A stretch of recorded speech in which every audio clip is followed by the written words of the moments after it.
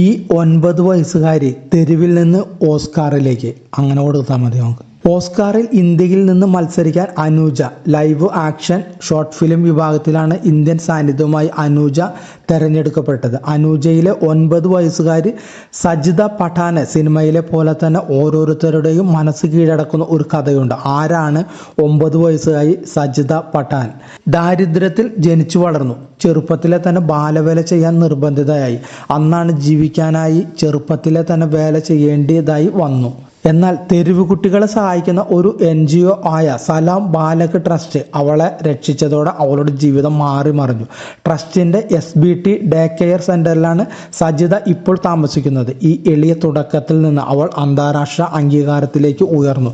2025 academy അവാർഡിൽ മികച്ച live action short ഫിലിമിനുള്ള nomination നേടിയ അനൂജ എന്ന ഷോർട്ട് ഫിലിമിൻ്റെ മുഖമായി മാറി. അനൂജ സജിതയുടെ രണ്ടാമത്തെ ചിത്രമാണ്. മുൻപ് ലെറ്റീഷ്യ കൊളംബാനി സംവിധാനം ചെയ്ത ഫ്രഞ്ച് ചിത്രമായ ദി ബ്രൈഡാണ് ആദ്യ ചിത്രം. അനൂജ നിർമ്മിക്കുന്നതിൽ സലാം ബാലക് ട്രസ്റ്റും പങ്കാളി ആയിരുന്നു. ആദം ജെ ഗ്രേവ്സും സുചിത്ര മട്ടായിയും ചേർന്ന് സംവിധാനം ചെയ്ത ഹ്രസ്വ ചിത്രത്തിൻ്റെ എക്സിക്യൂട്ടീവ് പ്രൊഡ്യൂസർ 2 തവണ ഓസ്കാർ നേടിയ നിർമ്മാതാവ് ഗുണീത് മോംഗയും നടി പ്രിയങ്ക ചോപ്രയുമാണ്.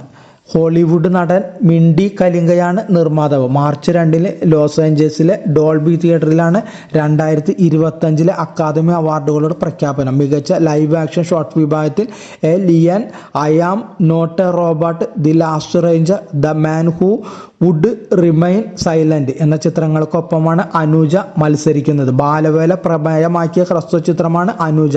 ഡൽഹിയിലെ വസ്ത്രനിർമ്മാണശാലയിൽ ജോലി ചെയ്യുന്ന 9 വയസ്സുകാരിയുടെ കഥയാണ് ചിത്രം.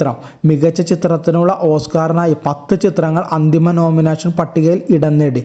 The brutalist, Emilia Perez, wicked എന്നീ ചിത്രങ്ങൾക്ക് 10 വീതം നോമിനേഷനുകൾ.